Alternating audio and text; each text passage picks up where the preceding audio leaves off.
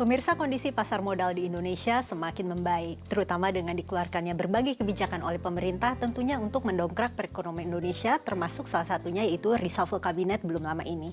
Nah, bagaimanakah gambaran keseluruhannya? Bersama saya Chandra Dewi, Anda menyaksikan Cerdas 5 Menit. Dan bersama saya di studio Metro Manulife telah hadir Ibu Katarina Setiawan, Chief Economist and Investment Strategist dari PT Manulife Asset Management Indonesia. Selamat pagi, Bu Katarina. Selamat pagi, Chandra. Bu Katarina, langsung saja bagaimana melihat kondisi pasar modal Indonesia di 7 bulan terakhir ini? Kinerja pasar modal Indonesia 7 bulan terakhir ini cukup positif, baik di equity maupun di fixed income. Ya. Jadi kalau kita lihat di saham atau equity, indeks harga saham gabungan itu naik 14%. Ini terbaik di Asia maupun di emerging market maupun di dunia sebetulnya. Kalau di bond itu yield kita udah turun 180 basis point. Jadi cukup positif kinerjanya di dua aset kelas ini. Dan ini sebetulnya tidak terlepas dari perbaikan ekonomi indikator kita. Jadi inflasi kita rendah, pertumbuhan PDB kita membaik jauh di kuartal kedua dibandingkan kuartal pertama, cadangan devisa naik, rupiah membaik. Itu tidak terlepas dari semua kebijakan BI yang memotong suku bunga 100 basis point maupun berbagai kebijakan yang diluncurkan oleh pemerintah. Di antaranya misalnya tax reform, budget reform, cabinet reform, dan sebagainya. Kalau tax amnesty bagaimana, Bu? Saat ini kan isunya masih sangat hangat ya, Bu. Ya, pemerintah juga terus berusaha menyukseskan program ini. Bagaimana pasar melihatnya? Pasar menyambut sangat baik tax amnesty ini. Ini adalah kebijakan yang sangat ditunggu-tunggu sebetulnya. Berbagai manfaat tax amnesty antara lain tentunya menambah penerimaan pemerintah. Dan ini bisa dipakai untuk membelanjai infrastruktur ya. Dan selain penambahan penerimaan pemerintah tahun ini, juga diharapkan tax amnesty ini meningkatkan basis pajak Indonesia untuk 2017 dan ke depannya. Bayangkan penduduk Indonesia itu 250 juta. Yang punya NPWP cuma 27 juta. Cuma 10% aja. Kemudian yang punya NPWP dan bayar pajak itu kurang dari 10 juta.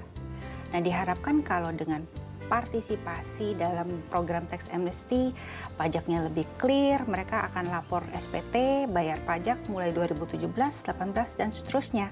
Sehingga memang jadi basis taksnya menjadi lebih besar.